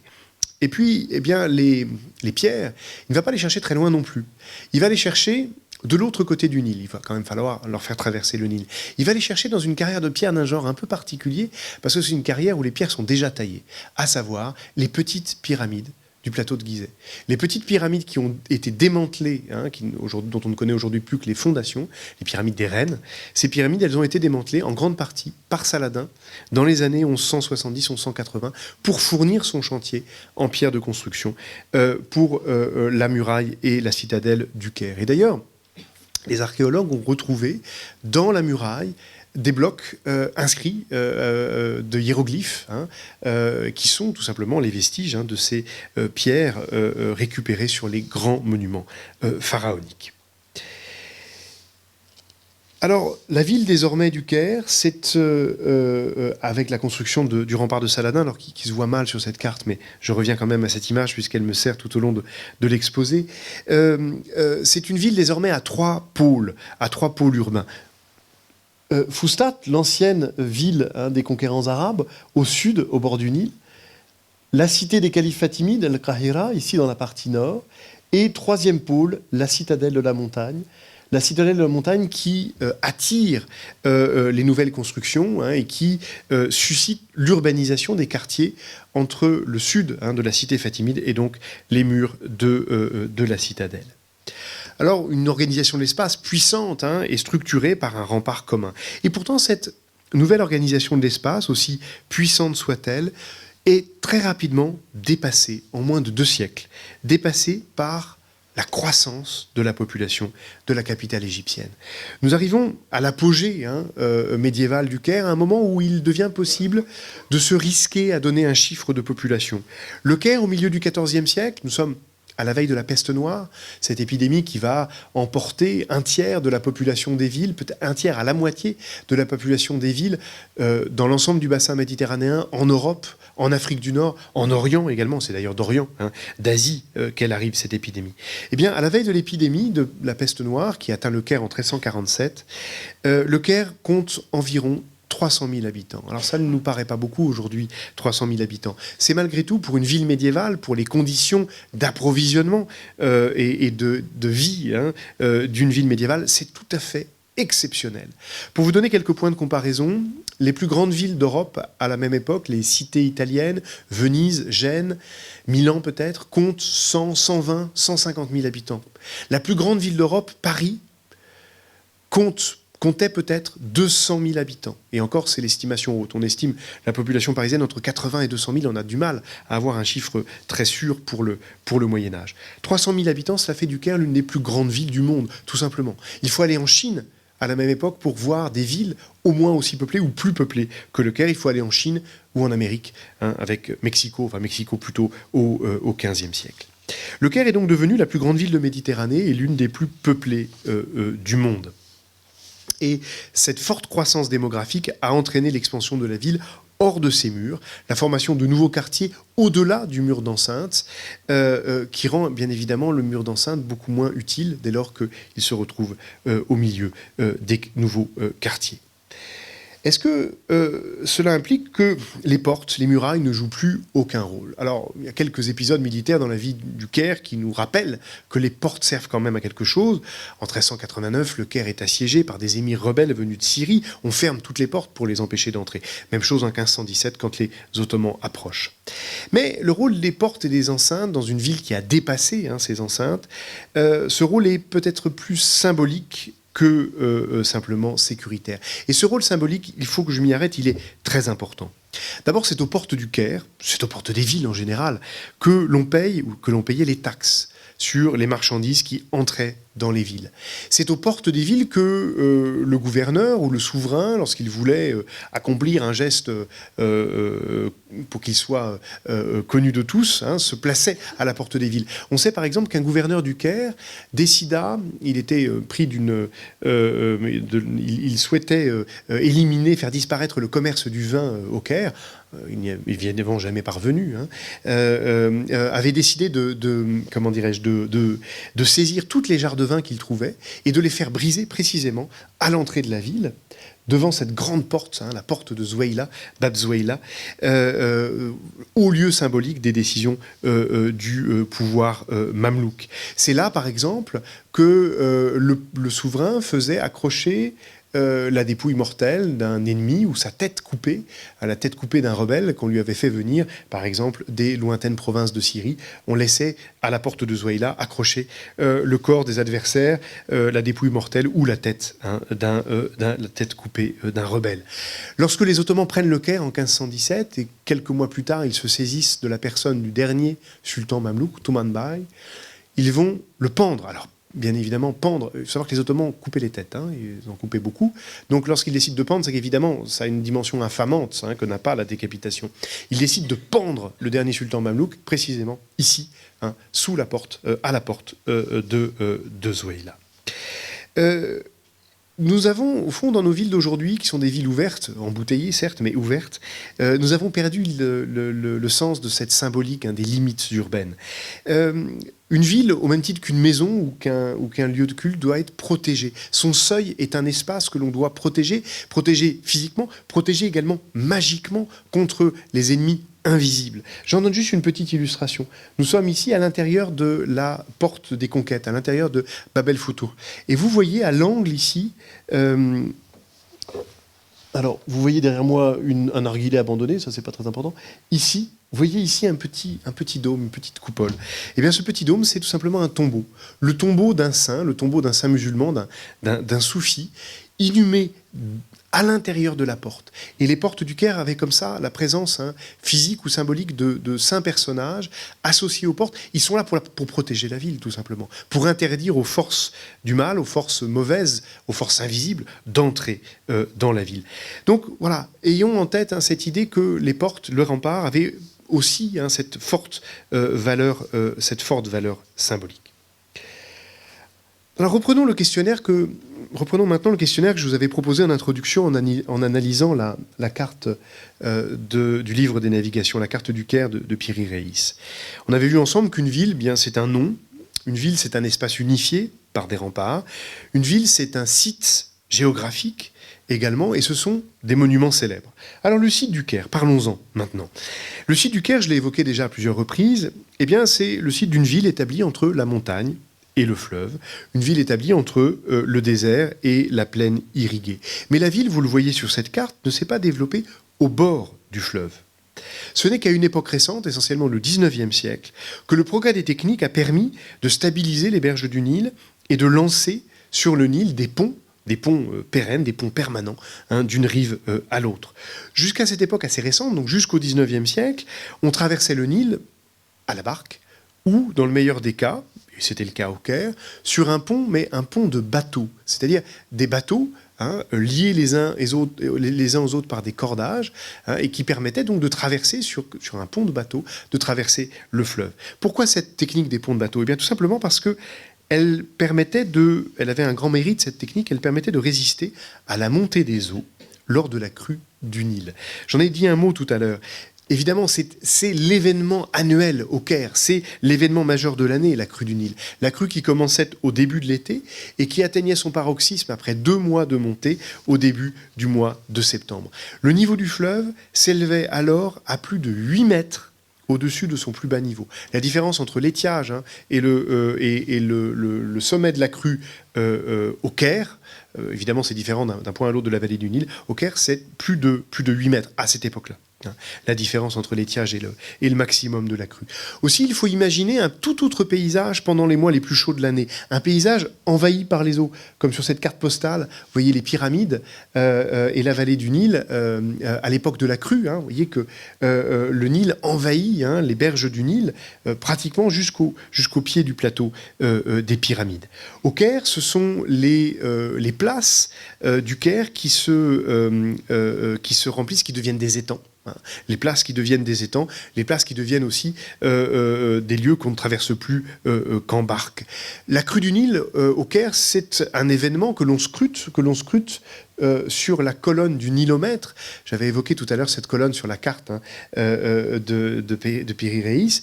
Le Nilomètre, c'est le plus ancien monument islamique du Caire. Il date du début du IXe siècle. On n'a rien conservé de plus ancien. Et c'est une colonne graduée qui permet de mesurer, coudée après coudée. Une coudée, c'est environ une cinquantaine de centimètres, l'avancée de la crue. Une mesure qui est stratégique parce que, bien évidemment, le niveau de la crue détermine l'étendue de l'irrigation pour les mois à venir et donc détermine la récolte de l'année suivante. Et si la crue est mauvaise, on anticipe une mauvaise récolte et donc tout de suite les prix augmentent. Donc la question de la mesure de la crue était stratégique pour le pouvoir, et on le sait puisque lorsque la crue était mauvaise, généralement le pouvoir s'abstenait de faire crier par les rues de la ville le niveau de la crue pour ne pas alerter trop vite la population. La période de la crue, en temps normal, disons quand la crue était suffisante, c'est une période de fête, une période de jeu, où on profite justement de cette omniprésence de l'eau et de ces places urbaines devenues des étangs, où se déroulent le soir de grandes fêtes. Le reste de l'année, 8 mois sur 12, eh bien, le fleuve s'éloigne de la ville. Et il s'en éloigne beaucoup, il s'en éloigne même beaucoup parce que le fleuve, au Moyen-Âge, a tendance à divaguer. C'est-à-dire en fait à changer de cours. Et d'année en année, le Nil, lorsqu'il revient dans son cours mineur, donc au moment de l'étiage, de la fin de la crue, lorsqu'il revient dans son cours, le cours s'est progressivement déplacé. Et il y a une tendance très forte au cours du Moyen-Âge au déplacement du cours du Nil qui s'éloigne de la ville. Il y a même une période au XIIe, XIIIe siècle où ce déplacement est visible d'année en année et on essaye de le freiner mais sans jamais y parvenir. Qu'est-ce que ça a comme conséquence ? Eh bien, ça a comme conséquence que la ville doit aller chercher l'eau au Nil, c'est-à-dire de plus en plus loin, parce que le revers de la médaille, c'est que le Nil, qui est aussi un fleuve avec des courants souterrains, eh bien, l'eau souterraine du Nil n'est pas buvable, elle est saumâtre, elle est trop salée pour pouvoir être bue. Donc les gens faisaient venir l'eau depuis le Nil. Alors, vous le voyez sur la carte, le sultan n'avait pas ce problème-là, puisque lui, il avait un gigantesque aqueduc qui amenait l'eau à la citadelle. Donc pas de problème. Il faut avoir en tête que la citadelle est une véritable ville dans la ville. Il y a plus de 6 ou 7 000 personnes qui vivent en permanence dans la citadelle. Donc il fallait évidemment l'approvisionner. Mais le reste des habitants du Caire, eux, doivent se débrouiller, et en particulier se débrouiller grâce à des porteurs d'eau. En fait, l'eau venait dans les maisons grâce à des porteurs d'eau. On estimait au XIVe siècle qu'il y avait 12 000 porteurs d'eau en activité au Caire pour les besoins de la population. L'eau était ainsi transportée dans chaque maison, là, où on la stockait dans des jarres. Mais pour les habitants plus modestes ou pour les passants, il y avait également des abreuvoirs et des fontaines construits dans les rues de la capitale, des abreuvoirs pour les animaux, des fontaines pour les hommes et les femmes, qui étaient créés par de riches donateurs qui donnaient également des fonds, de l'argent, de quoi financer justement ce transport de l'eau quotidien depuis le Nil jusqu'à la citerne de ces fontaines. Il faut imaginer des édifices assez monumentaux. Je vous en montre deux ici. Une de ces fontaines qui, elle, a été édifiée dans la première moitié du XIVe siècle. Il manque la partie basse où se situait justement le lieu de distribution, mais vous voyez que c'est un monument assez imposant, avec une très grande citerne enterrée, et donc un lieu de distribution. On appelait ces fontaines des sabiles. Des sabiles, tout simplement parce que c'était des œuvres pieuses fondées sur le chemin qui conduit à Dieu. Et en arabe, on appelle ça fi sabilillah, sur le chemin de Dieu. Littéralement, c'est chemin, le sabil. C'est la voie qui conduit à Dieu. Et donc, on offrait l'eau aux habitants de la ville comme une œuvre pieuse pour aller à Dieu. Autre exemple, très monumental, ici d'un sabil construit à la fin du XVe siècle par le sultan mamelouk, véritable monument urbain Vous voyez ici que, évidemment, cette action charitable, le sultan la met en scène pour sa plus grande gloire. Ces fontaines sont devenues des édifices familiers dans les rues du Caire, et le nom de Sabil, qui d'abord apparaît au Caire, se répand ensuite dans toutes les villes du monde arabe jusqu'à l'eau courante, à une date récente. Alors, monuments familiers que sont ces Sabils. Voilà qui nous conduit à une interrogation que j'ai laissée en suspens. C'est la dernière grande interrogation de cette présentation, à savoir quels sont les monuments du Caire. Quels sont les monuments les plus fameux, ceux qui faisaient sa gloire, ceux qui faisaient sa renommée dans le monde islamique. Je laisse de côté ces monuments hérités du passé anté-islamique, que sont les pyramides, et plus largement tous les vestiges pharaoniques encore visibles, bien évidemment, dans le paysage tout au long du Moyen-Âge. Ces vestiges étaient connus, ils intriguaient les habitants, les voyageurs, mais sans que l'on puisse à l'époque dire autre chose à leur sujet qu'un certain nombre de légendes. Mais le Caire avait également ses propres monuments. Le Caire avait ses propres monuments qui faisaient la fierté de ses habitants et qui attiraient la curiosité des voyageurs. C'est le cas en particulier de ces mosquées les plus anciennes. Ces mosquées les plus anciennes qui étaient également les plus vastes parce que les premières mosquées du Caire ont été édifiées à une époque où l'on considérait que l'ensemble des fidèles, enfin la moitié des fidèles, la moitié masculine des fidèles, devaient en principe pouvoir se rassembler dans la mosquée de la ville pour la prière communautaire du vendredi. Les premières mosquées construites étaient donc d'énormes édifices, puisqu'ils devaient en principe accueillir l'ensemble de la communauté des fidèles, l'ensemble de la communauté masculine des fidèles. Alors, cette unité de la communauté, c'était en fait un peu un vœu pieux, d'abord parce que tout le monde n'allait pas à la mosquée, et puis aussi parce que très rapidement, des mosquées furent construites dans les quartiers, au plus près des besoins des habitants et de leurs habitudes. Un chiffre, en 1517, au moment où les Ottomans entrent au Caire, on compte plus de 220 mosquées, 220 mosquées qui ouvrent leurs portes chaque vendredi pour la prière communautaire. On est donc très loin de cet idéal d'unité où il faudrait qu'une seule mosquée accueille les habitants d'une seule et même ville. Malgré tout, cette démultiplication des lieux de culte n'a rien enlevé au prestige des premières mosquées, des grandes mosquées, qui d'ailleurs ont été agrandies et rénovées de nombreuses fois au cours du Moyen-Âge. Alors, à Fustat, la première ville créée par les Arabes autour de Babylone d'Égypte, fut édifiée en 641, dès la création de la ville, la première mosquée d'Égypte, qui est aussi la plus ancienne mosquée d'Afrique, et qui porte le nom du général qui a conquis l'Égypte, Amr ibn al-As, donc la mosquée de Amr. Mais cette mosquée de Amr, les habitants du Caire, dès le Moyen-Âge, l'appelaient de manière plus familière la mosquée vieille, la vieille mosquée. J'aime bien la mosquée vieille. La mosquée, vous avez ici une photographie de la salle de prière de la mosquée de Amr ou de la mosquée vieille. C'est évidemment un lieu de prière, mais c'est aussi la mosquée un lieu d'enseignement. C'est également un tribunal. C'est aussi un espace de sociabilité. C'est beaucoup de choses à la fois. Une mosquée, ce n'est pas d'ailleurs à proprement parler un espace sacré. On y fait aussi des choses profanes, des activités profanes. L'enseignement se faisait généralement, l'enseignement de niveau, disons, universitaire se faisait généralement dans la salle de prière des grandes mosquées. Chaque professeur avait son pilier réservé auquel il s'adossait et autour duquel se rassemblaient ses élèves. Ça a un peu changé, mais on est toujours assez mal assis dans les amphithéâtres des universités. Donc, Amr, la plus vieille mosquée du Caire, la première mosquée d'Afrique, qui d'ailleurs, en raison de son ancienneté, a aussi suscité ces légendes. On racontait en particulier que la fontaine de la cour au centre de la mosquée de Amr communiquait miraculeusement avec le puits de la Mecque, avec le puits de Zemzem dans le sanctuaire de la Mecque. Et qu'un jour, un homme avait perdu, je ne sais plus si c'est une pièce d'or ou une tasse qu'il avait fait tomber dans la fontaine de la mosquée de Amr, et qu'un de ses amis présents à la Mecque pour le pèlerinage avait trouvé le jour même. Voilà les récits évidemment miraculeux auxquels donnaient lieu ces monuments prestigieux. Une autre image de la mosquée de Amr, de son mihrab. Le mihrab dans une mosquée, c'est la partie décorée du mur, la niche qui indique la direction de la prière, la mosquée étant orientée vers la Mecque. Alors, nous avons vu, le Caire, c'est deux villes, c'est Fustat et Al-Qahira. La cité fatimide avait elle aussi sa grande mosquée, la mosquée El-Azhar, la mosquée la plus brillante, c'est ça que veut dire le nom El-Azhar, la plus brillante. El-Azhar, c'est un nom qui vous est peut-être familier, parce qu'elle est devenue l'une des mosquées universités les plus prestigieuses du monde sunnite.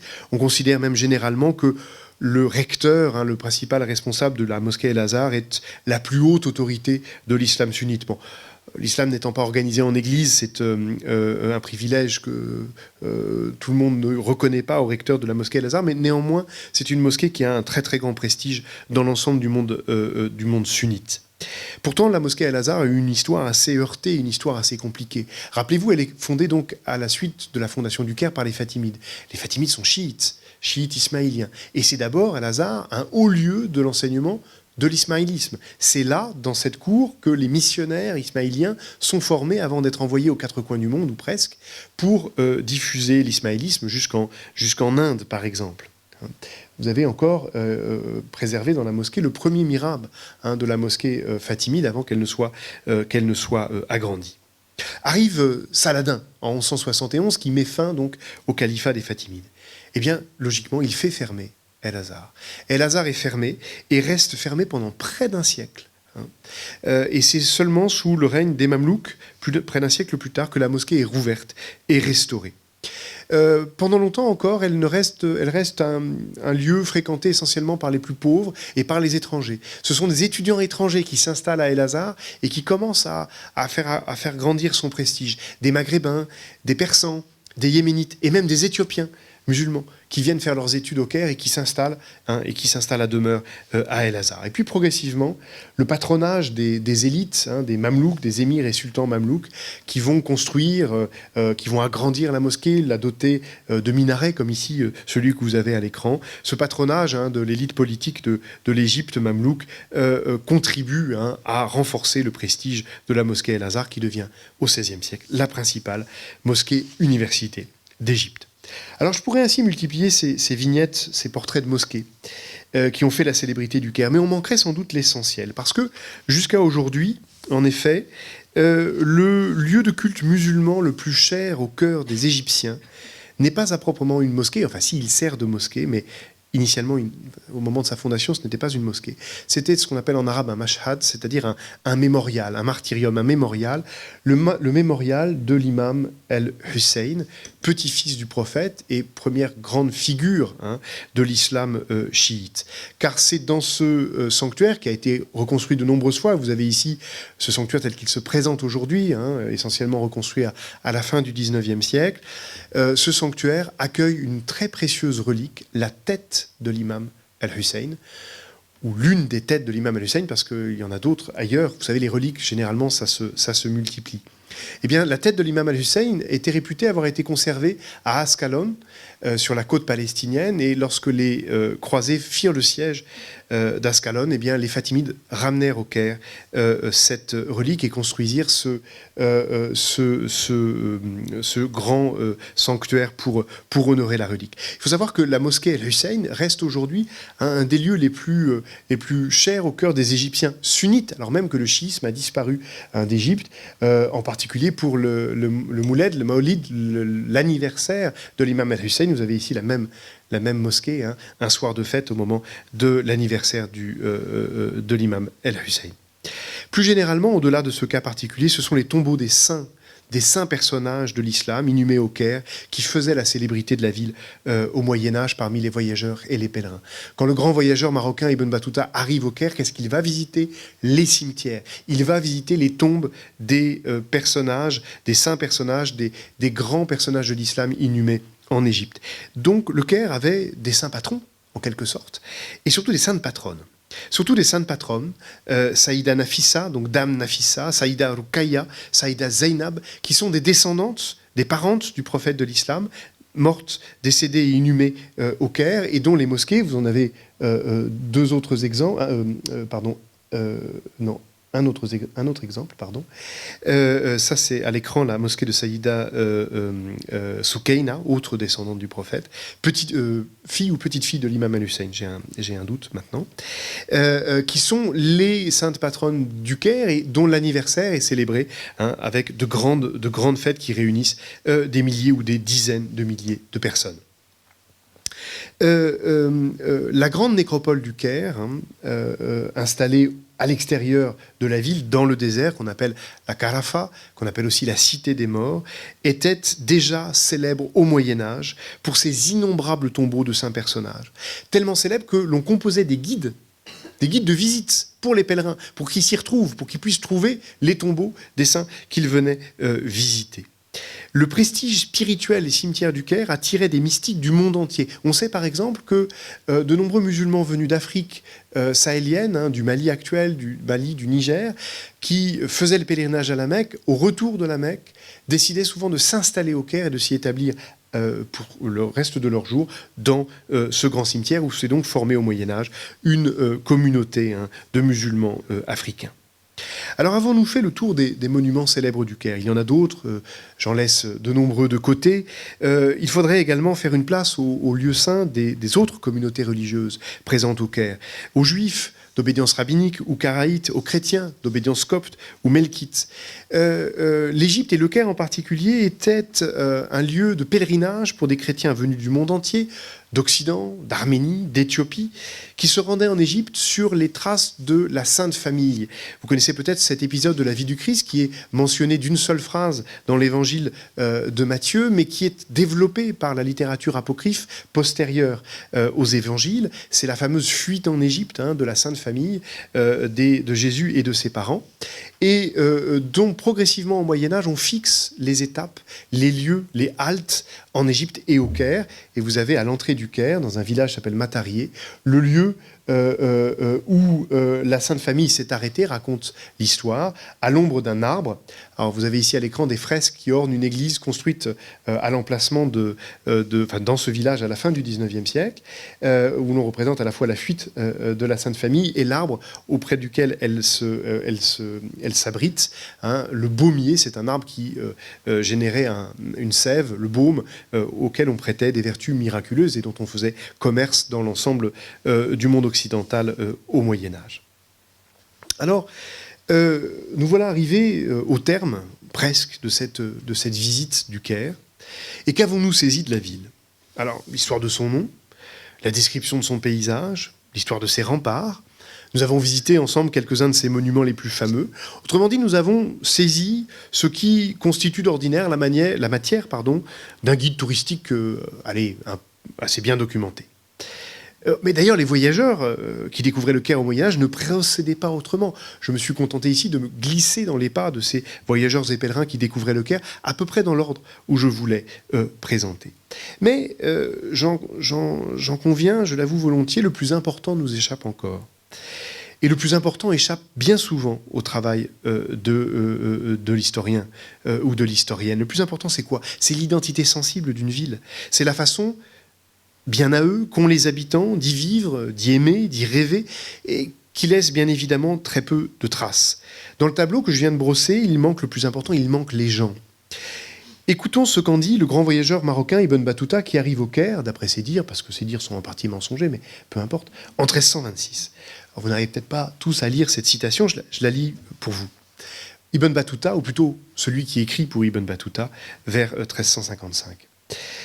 J'arrivais enfin au Caire, capitale du pays où résidait jadis Pharaon aux épieux. Il faut savoir que dans le texte du Coran, Pharaon est mentionné, c'est l'archétype du tyran, et il est mentionné sous cette appellation un peu intrigante que les commentateurs, les exégètes musulmans du Coran essayent de commenter, de Pharaon aux épieux, lié à la tyrannie, à la violence du personnage. J'arrivais enfin au Caire, capitale du pays où résidait jadis Pharaon aux épieux. Cette ville a pour apanage de vastes provinces et de riches contrées. Elle est très peuplée. Elle tire orgueil de son charme et de son éclat. C'est le point de rencontre des voyageurs et la halte des faibles et des puissants. Au Caire, on rencontre tous ceux qu'on désire rencontrer. J'aime beaucoup cette phrase-là. Au Caire, on rencontre tous ceux qu'on désire rencontrer. Savants et ignorants, hommes sérieux et badins, charitables et impudents, humbles et bien-nés, nobles et hommes du peuple, inconnus et célèbres. La fouille grouillante des Kérotes ressemble au flot tumultueux de la mer, et la ville est presque trop exiguë pour la contenir, bien qu'elle soit très étendue et qu'elle ait de vastes possibilités. Le Caire paraît être une ville récente, bien que très ancienne. Ça aussi, la phrase est extraordinaire. Pour qui connaît le Caire, c'est exactement ça encore aujourd'hui. Une ville récente, bien que très ancienne. Et elle est toujours sous une bonne étoile. Ça, l'étoile du Caire a peut-être un peu trop pâli ces temps derniers. On ne comprendrait rien au Caire sans rappeler ce que la ville doit à la foule de ses habitants. Cette foule bruyante, souvent joyeuse, toujours absorbée par ses 1000 métiers et par les soucis sans nombre du quotidien. Une ville où tous, enfants et vieillards, sont friands d'histoire. Le Caire, c'est la ville aux 1001 cafés. Le café qui fut introduit au Caire dès le début du XVIe siècle, un siècle et demi avant d'arriver à Vienne et plus tard à Paris. Les cafés du Caire, où l'on aimait autrefois écouter les conteurs. Voici ce qu'en écrivent de ces cafés du Caire les savants français venus avec Bonaparte et qui découvrent la ville en 1798. La ville du Caire renferme, j'ai écrit le Caire avec l'orthographe, j'ai conservé l'orthographe de la description de l'Égypte. La ville du Caire renferme environ 1200 cafés, non compris le Vieux Caire et Boulac, qui est un quartier portuaire du Caire. Ces établissements n'ont d'autre rapport avec ceux qui portent le même nom en France que la consommation de café qui s'y fait chaque jour, bien que cette liqueur y soit servie différemment. On sert le café tout bouillant dans des tasses qui peuvent contenir environ le tiers des nôtres. Il ne se boit pas, car on se brûlerait infailliblement, mais il s'aspire. Et cette coutume générale en Orient demande encore une certaine habitude. On trouve ordinairement dans chaque café une espèce d'orateur qui raconte ou chante l'histoire, vraie ou fausse, d'un personnage merveilleux dont le nom est consacré dans les fastes de la religion ou de l'histoire musulmane. Son discours est animé, plein de force et d'énergie, ses chants sont remplis d'exaltation et de feu poétique. Il s'interrompt souvent pour demander à ceux qui l'écoutent s'ils doutent de la vérité. S'ils doutent de la vérité de son récit, et s'il n'est pas tout ensemble pieux et beau. L'histoire d'Alexandre, celle de Gengis Khan, sont des sujets qui fournissent à ces skaldes arabes, les skaldes c'était les poètes scandinaves, qui fournissent à ces skaldes arabes la matière ordinaire de leurs chants. Ils y ajoutent 1000 histoires merveilleuses et les récits de combats héroïques, dont le fond est puisé dans les annales de leur pays. Le Caire, c'est une ville de contes et d'histoires. C'est la véritable ville des 1001 nuits. Les 1001 nuits dont les contes, pour beaucoup, furent composés au Caire, tout en se déroulant à Bagdad. Mais c'est une Bagdad de carton-pâte, c'est un décor de Bagdad.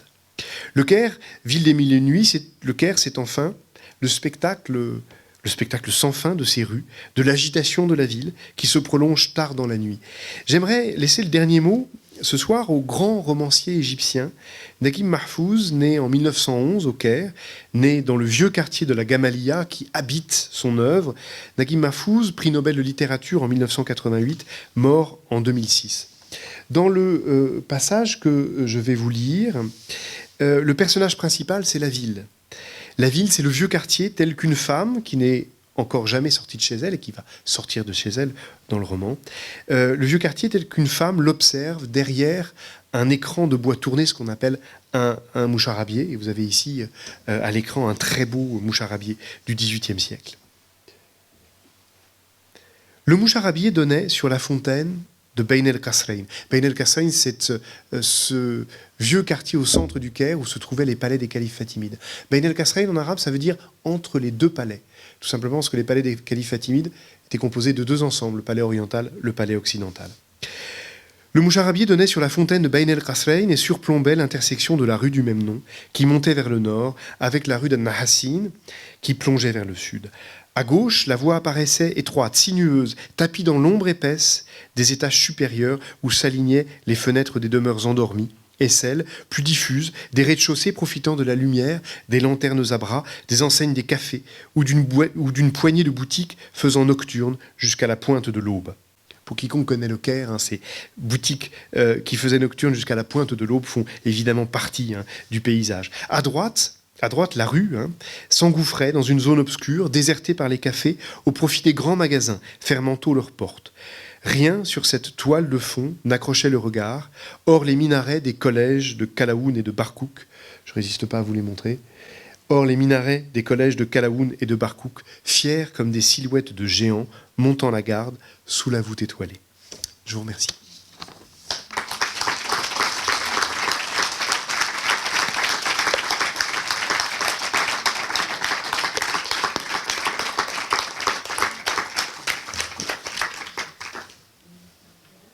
Merci beaucoup. Et maintenant, la discussion est ouverte parce que c'est aussi et surtout ça l'objectif, c'est qu'on puisse en parler ensemble. Il y a un micro qui peut circuler parmi vous.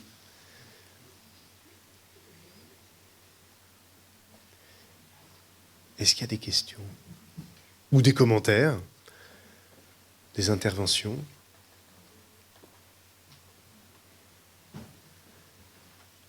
faut toujours que quelqu'un se lance pour que les autres questions suivent. Hein. Je peux me poser une question à moi-même si vous insistez. Je m'en pose beaucoup, mais ce serait quand même un petit peu exagéré.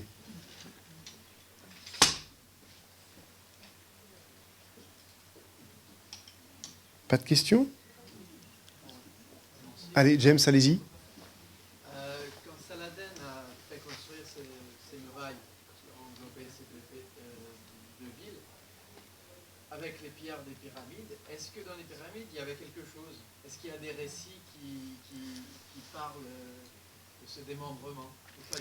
Alors, on a quelques sources qui parlent de ce démembrement des petites pyramides, mais sans rentrer dans le détail de ce qui a été trouvé, malheureusement. Mais par ailleurs, pour d'autres lieux au Caire, on a des récits de chantiers où on commence à creuser et où on tombe sur ce qui visiblement sont des vestiges pharaoniques. Et là, on a des récits assez détaillés. Et dans ces récits détaillés, il y a toujours un thème qui revient, c'est qu'évidemment, on ne sait pas lire les hiéroglyphes. Donc on va demander à quelqu'un de les déchiffrer. À qui on demande? Eh bien, on demande à un vieux prêtre copte. Parce que dans l'imaginaire égyptien, évidemment, les Coptes sont les descendants de cette Égypte pharaonique. C'est d'ailleurs comme ça que les Coptes se pensent eux-mêmes, hein, comme les héritiers de cette Égypte, à tort ou à raison, les héritiers de cette Égypte pharaonique. Et on demandait à un vieux prêtre copte, le plus vieux possible évidemment, de venir traduire les hiéroglyphes. Le plus amusant dans ces récits, c'est que le vieux prêtre copte, évidemment, traduisait les hiéroglyphes. Vous savez comme moi qu'il n'y comprenait goutte, mais c'est pas grave. Hein, il inventait une histoire auquel tout le monde croyait derrière. Donc voilà, il y a quand même, on a des éléments assez intéressants sur la présence très, très vite dès qu'on creuse de ces vestiges pharaoniques. Il y avait également un certain nombre de statues qui étaient encore visibles et qui étaient, auxquelles on prêtait des vertus magiques ou des fonctions magiques, à commencer par le sphinx. Le sphinx qui était connu en arabe sous le nom de Aboul Houl, c'est-à-dire le père la terreur, hein, donc celui qui terrorise les enfants, les petits et les grands. Voilà, il y avait une connaissance, une vague connaissance vernaculaire de ces vestiges, même si évidemment on ne savait pas en dire quoi que ce soit de savant, on n'en avait qu'un vague souvenir. Il faut tout de même ajouter un dernier mot là-dessus, c'est qu'il y a dans la tradition savante arabe des textes qui proviennent de l'héritage grec qui parlent de l'Égypte pharaonique. Hein. Alors, transformé, très largement réorienté dans le sens de la culture islamique, mais il y a des récits, en particulier des généalogies des rois d'Égypte qui remontent à Noé. Hein, donc on a toute la descendance de Noé et tous les pharaons qui ont régné, auxquels on prête un certain nombre de réalisations. Donc il y a quand même une conscience de cette très très longue histoire pharaonique de l'Égypte, même si évidemment il n'y a pas d'accès aux sources elles-mêmes, sauf ce qui est passé par la culture grecque.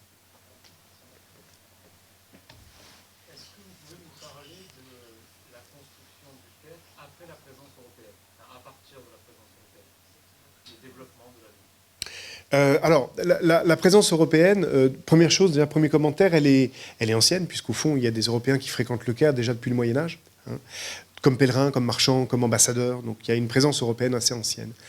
Ou comme mamelouks, d'ailleurs, achetés comme esclaves et qu'on retrouve au Caire. Le moment où la présence européenne devient vraiment prégnante, c'est d'abord avec l'expédition d'Égypte, en 1798.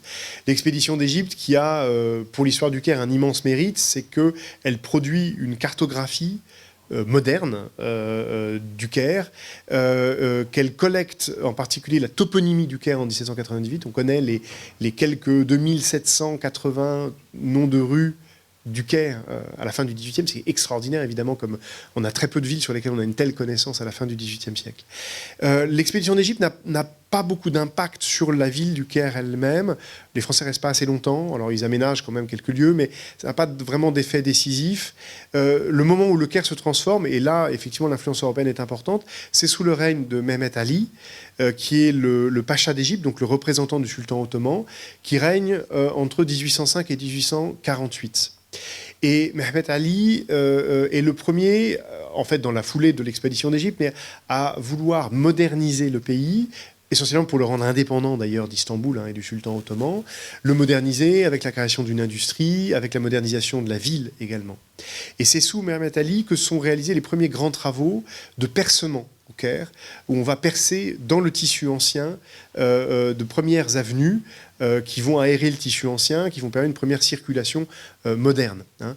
Donc sous Mehmet Ali, donc 1805-1848, et puis sous le règne de l'un de ses petit-fils, si je ne me trompe pas, le Khedive Ismaïl, le vice-roi d'Égypte Ismaïl, qui règne dans les années 1860-1870, et qui, lui, a une autre stratégie. Il prolonge certains percements dans le vieux tissu ancien du Caire, mais il construit surtout une ville moderne à l'ouest de la ville médiévale.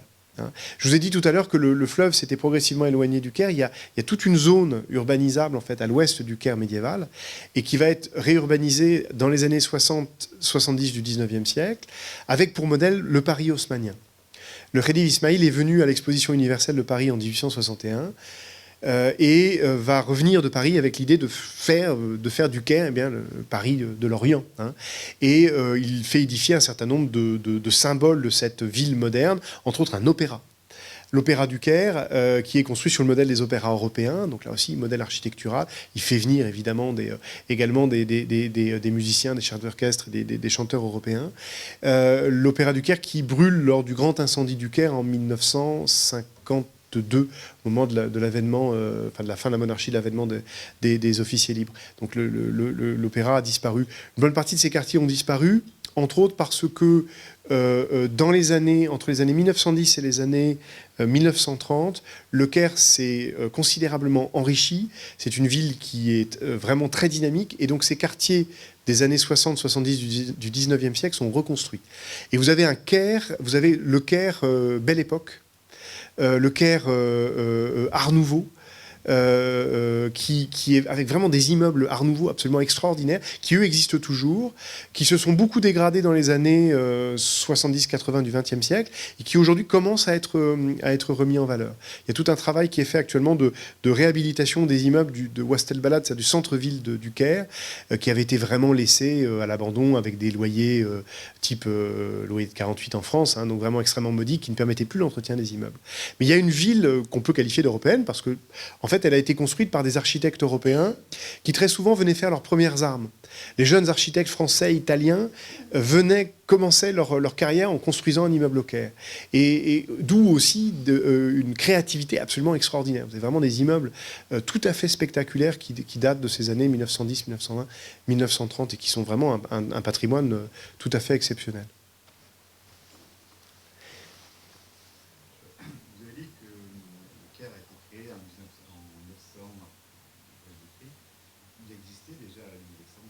Tout à fait. Qui était au bord de la Méditerranée et qui aurait pu être la ville d'Égypte. Comment se fait-il que c'est le Caire qui a pris le pas sur Alexandrie ?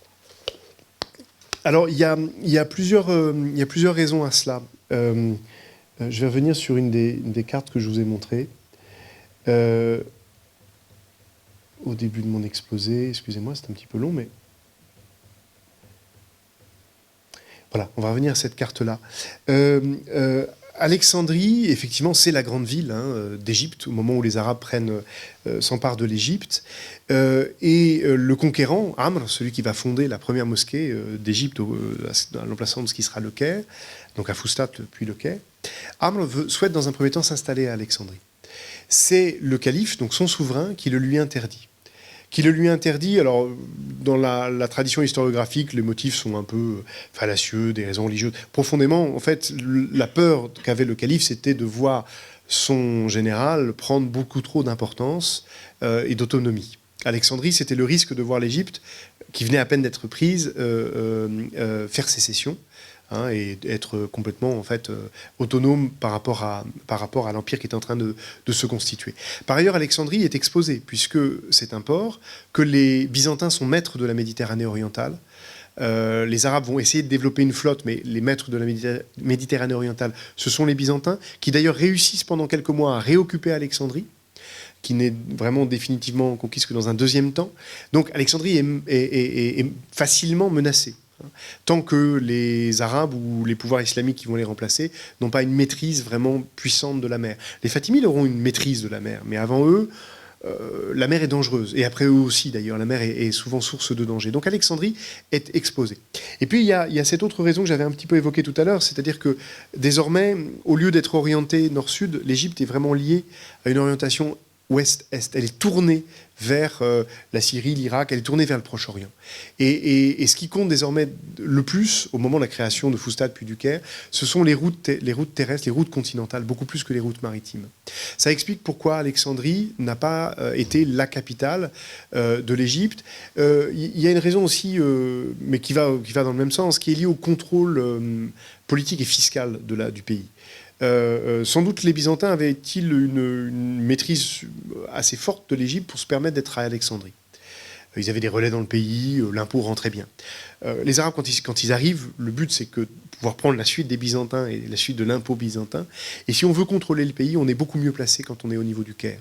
En fait, le Caire est vraiment juste à la pointe du delta, le delta donc d'un triangle, à la pointe sud du delta, au moment où la vallée devient delta du Nil. C'est le meilleur endroit pour contrôler le pays. Si vous êtes plus au sud, le delta vous échappe.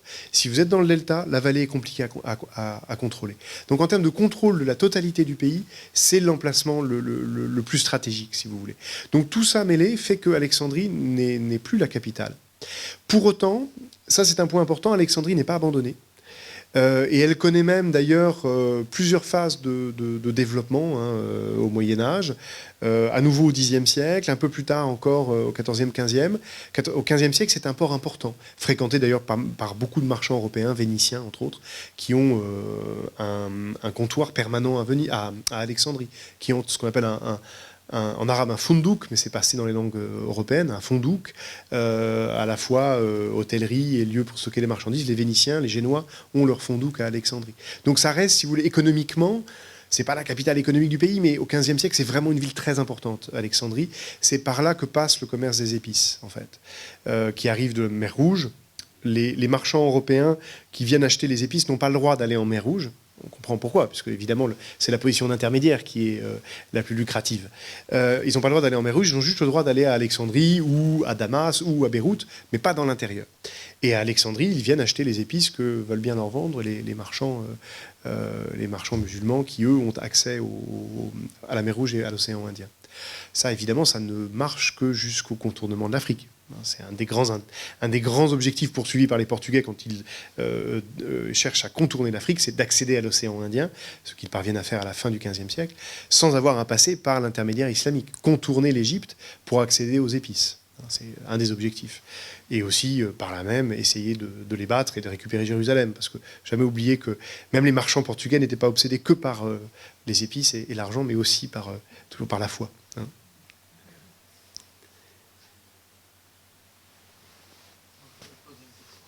Vous avez mentionné qu'au début XIVe siècle, la population égyptienne devient majoritairement musulmane.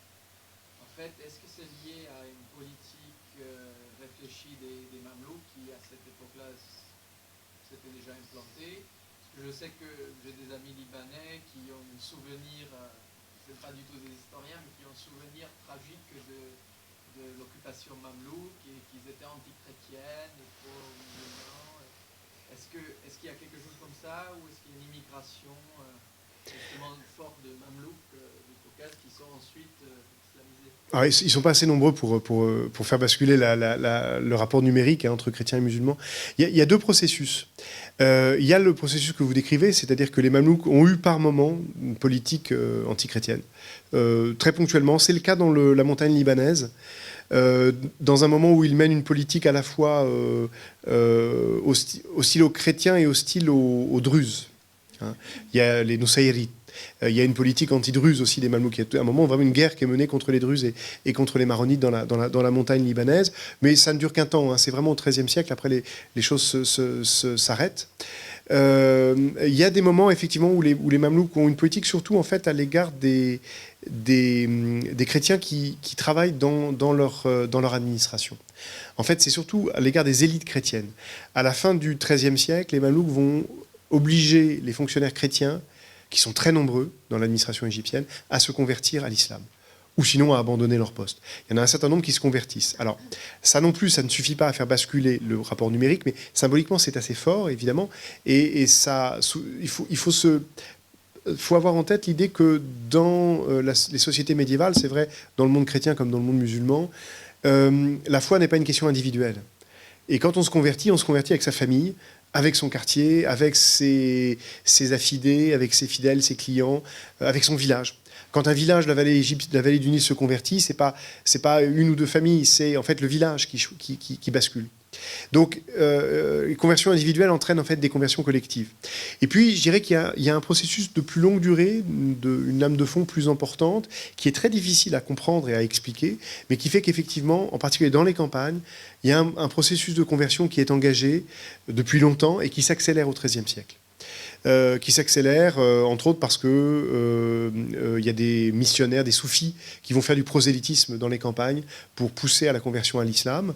On a toujours une image assez positive du soufisme. Le soufisme a une dimension très positive. Il a pu aussi avoir par le passé une dimension très militante, voire violente dans son prosélytisme musulman. C'est le cas en Égypte au XIIIe siècle, dans les campagnes. Ce processus, effectivement, finit par faire basculer le rapport numérique, sans doute au XIIIe, XIVe siècle. C'est difficile à dire, parce qu'évidemment, on n'a pas de recensement, on n'a pas d'archives pour le prouver, on a des indices un petit peu dispersés pour essayer de le prouver. Pour moi, un des indicateurs importants, c'est ce qui se passe dans les années 1320, où on assiste au Caire et en Égypte à des émeutes antichrétiennes que les Mamelouks laissent faire. Et ces émeutes aboutissent à la destruction d'un certain nombre d'églises et de monastères. Et ces destructions, pour moi, elles sont l'indice que le rapport a déjà changé, que le rapport de force, au fond, a déjà changé. Et évidemment, ces destructions, elles renforcent visuellement, ce changement de rapport de force entre chrétiens et musulmans. Je peux comprendre la politique mamelouk chrétienne, justement, si on le compare avec la politique islamique mongole au début de leur règne en Moyen-Orient au XIIIe siècle, parce que justement, ils favorisaient les chrétiens, et ils ont donné l'égalité aux chrétiens qui avant n'avaient pas. Et du coup, peut-être c'était une réponse. Je ne sais pas si c'était une réponse à cette... Au Syrie-Liban, c'est possible, oui, que ce soit lié effectivement, à leur grand adversaire, parce que les Mongols sont les grands adversaires des Mamelouks à cette époque-là, tout à fait. Est-ce qu'il y a d'autres questions, d'autres curiosités? Alors, une autre question au fond. Je me demandais si vous pouvez parler des communautés juives au Caire. Oui, alors, juste pour illustrer l'importance de l'histoire des communautés juives au Caire, il y a des communautés juives qui sont installées en Égypte depuis évidemment très longtemps, depuis l'Antiquité, bien avant l'arrivée des Arabes. Il faut savoir que la loi islamique, qui est pensée à une époque où les musulmans sont très minoritaires dans l'Empire, au début, dans l'Empire islamique, les musulmans sont la toute petite minorité. Donc il faut bien qu'ils s'arrangent que leur sujet ne soit pas musulman.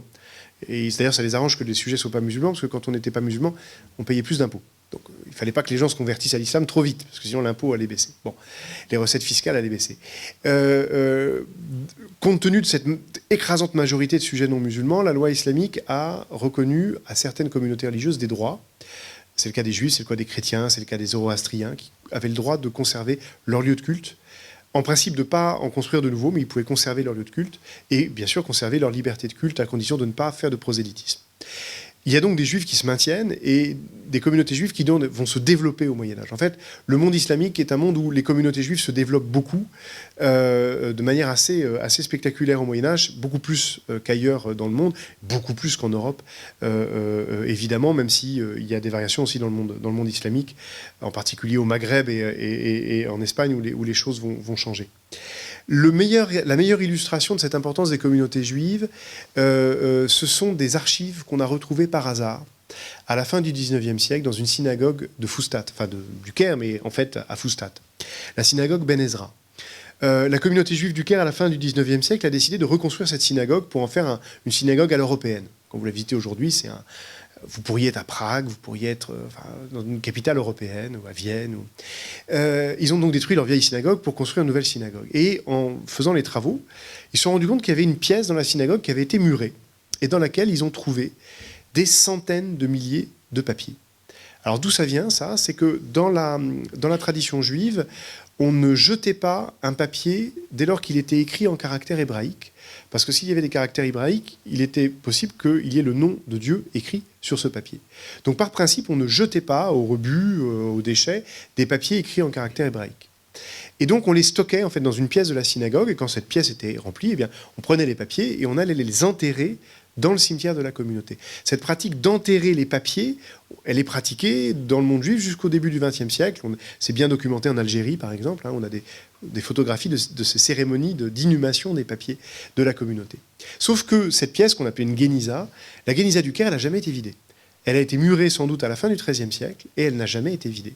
Et on a donc retrouvé des centaines de milliers de papiers, alors des feuilles arrachées de livres, etc., mais surtout des lettres, et en particulier des lettres de grands marchands. Et grâce à ces lettres, on a pu reconstituer ce que, sinon, on n'aurait jamais su, à quoi ça tient l'histoire. On a réussi à reconstituer le réseau et la correspondance de ces familles juives du Caire, qui avaient des correspondants dans une grande partie du monde, jusqu'en Inde, jusqu'en Afrique subsaharienne, dans les oasis du Sahara, jusqu'en Afrique subsaharienne, jusqu'en Europe, dans le Languedoc, en Provence. Ce réseau, on a pu le reconstituer par les lettres qui étaient reçues au Caire par de leurs correspondants à toutes les extrémités de leur réseau. Donc oui, il y a effectivement une vie juive importante au Caire, sous protection de la loi islamique, avec des hauts et des bas. Il y a eu des moments aussi sous les Mamelouks où la situation des Juifs a été plus compliquée, plus difficile qu'elle ne l'était auparavant. Mais malgré tout, ces communautés se sont plutôt développées et ont pu à un moment donné de leur histoire avoir vraiment un rayonnement mondial, en fait, à l'échelle du monde islamique. Et c'est clair que, sauf découverte de nouveaux documents, c'est le Caire qui était visiblement le cœur de ce réseau des communautés juives du Moyen-Âge.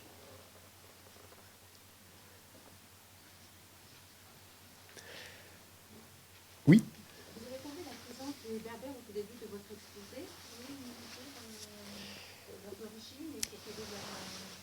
Alors oui, les Berbères sont venus en fait avec les Fatimides, avec les armées des Fatimides. Les Fatimides, eux, c'est des Arabes qui, au moment où l'Empire se met en place, partent se réfugier au Maghreb. Et ils vont recruter des troupes au Maghreb. Et en particulier, en fait, celui qui va lancer vraiment la dynastie des Fatimides, Obeid Allah, recrute des Berbères dans la confédération tribale des Zénètes. Donc à la fois dans le territoire de la Tunisie actuelle, de l'est de l'Algérie actuelle. Et ces Berbères Zénètes vont fournir les troupes en fait des Fatimides. Et ce sont ces troupes qui permettent qui réussissent à faire la conquête de l'Égypte en 969 et qui vont en fait s'installer avec les Fatimides en Égypte. Donc il y a dans les habitants du Caire, parmi les multiples origines des habitants du Caire, il y a des Berbères qui sont installés là. Et on pense d'ailleurs c'est une hypothèse assez récente, mais qu'un des grands historiens du Caire, qui a vécu au XVe siècle, qui s'appelait Makrizi, et qui a écrit une histoire du Caire extrêmement riche, grâce à laquelle on sait une grande partie de ce que je vous ai raconté ce soir. Sans lui, j'aurais pas pu faire cette conférence. Il est assez probable que Makrizi, en fait, soit d'origine berbère. C'est une des hypothèses, en tout cas, sur la généalogie de ce personnage, qui avait d'ailleurs une très grande sympathie pour les Fatimides, et on pense qu'il était peut-être berbère. Donc voilà, des berbères, il y en a eu d'autres qui viennent au Caire plus tard, tout simplement parce que le Caire est une ville qui attire des gens de partout, et du Maghreb en particulier, mais voilà, en voilà un, en tout cas, parmi d'autres. Les premiers à arriver, ce sont des guerriers. C'est eux qui font la conquête de l'Égypte pour les Fatimides. Les Berbères étaient des guerriers redoutés au Moyen-Âge. Oui. En vous écoutant, j'ai une opinion très profane, je ne connais pas tout ça. Le Caire, c'est l'Égypte, à son époque, en tout cas, Moyen-Âge, dont vous parlez. Les autres villes étaient sous influence ou étaient des relais commerciaux? Comment ça se passe, les autres villes? Les autres villes d'Égypte? En Égypte ou... Alors, en Égypte, de fait, il y a deux grandes villes, le Caire et Alexandrie. C'est-à-dire que l'Égypte est quand même comme d'ailleurs la plupart des pays du Moyen-Âge, essentiellement rurales, donc des villages. Il y a malgré tout quelques autres villes importantes, en particulier donc des villes qui sont liées au commerce. Par exemple, un port de la mer Rouge qui s'appelait, parce qu'aujourd'hui il est complètement dans les sables, abandonné, Aizab. Aizab, c'est un port qui est en face de Jeddah, le port de la Mecque, et c'était une ville assez importante parce qu'elle servait à la fois pour le commerce et pour les pèlerins. Qui passaient par là, en fait, qui traversaient la mer Rouge à ce niveau-là pour se rendre à la Mecque. Alors vous avez comme ça d'autres villes. Vous avez également des villes créées au Moyen-Âge, une ville comme Mansoura. J'ai dit tout à l'heure, vous vous rappelez peut-être dans mon exposé, j'ai parlé de Kahira signifiant la victorieuse. Mansoura signifie aussi la victorieuse. Il y a des Mansouras un peu partout. Il y en a une en Égypte qui est créée par un sultan du XIIIe siècle après sa victoire sur les croisés. Donc justement, c'est la ville de la victoire. Et Mansoura, pourquoi j'en parle, c'est qu'elle est importante aussi dans l'histoire de France parce que c'est à Mansoura que Louis IX, Saint Louis, est battu en février 1250 et est fait prisonnier. Et où il reste prisonnier quelques semaines à Mansoura, voilà, dans le delta du Nil. Donc il y avait une petite ville, ça devait être une grosse bourgade. C'était sans doute pas une grande ville, Mansoura. Mais voilà, il faut imaginer quand même un pays essentiellement rural, avec quelques relais urbains, mais c'est essentiellement c'est essentiellement des campagnes, avec d'ailleurs des gros villages, plusieurs milliers d'habitants, mais c'est un pays essentiellement rural. Oui, l'Égypte fait partie de ces pays qui, à l'époque, sont des pays très étroitement administrés. On le voit parce que, tout simplement, on arrive à lever l'impôt dans les campagnes. On a des listes où on sait quel montant devait tel ou tel village au XVe siècle. Tel village, on a une liste des 2650 et quelques villages d'Égypte au XVe siècle, et on sait au dinar près quel montant chaque village devait donner comme impôt. Donc ça veut dire quoi? Ça veut dire qu'il y avait un contrôle du territoire qui était extrêmement serré, extrêmement étroit, parce que le calcul de l'impôt, en plus, est très compliqué en Égypte. L'impôt n'était pas le même selon que les parcelles étaient irriguées par le Nil directement ou indirectement, ou selon ce qu'on plantait sur les parcelles. Donc il fallait une administration fiscale extrêmement développée. Donc oui, le Caire vraiment dominait très étroitement le pays. Je parle là de la vallée du Nil et du delta. En revanche, le désert, c'est le monde des Bédouins, et c'est un monde qui est dangereux. Et qui reste toujours dangereux, qui reste toujours incontrôlé, à tel point que la caravane des pèlerins qui partaient pour la Mecque était une caravane conduite sous bonne garde par les Mamelouks pour empêcher que les Bédouins ne l'attaquent. Bédouins qui étaient musulmans, mais ça n'empêchait pas. Quand il faut assurer l'ordinaire, on attaque la caravane des pèlerins.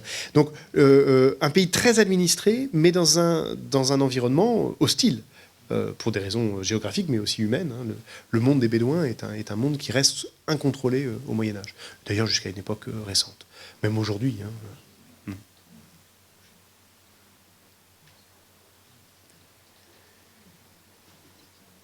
Alors, si vous n'avez plus de questions, mais de toute façon, on pourra continuer à parler dans le hall après la conférence. J'en profite juste, monopoliser un tout petit peu plus la parole, pour vous annoncer donc les conférences à venir, juste au moins la prochaine.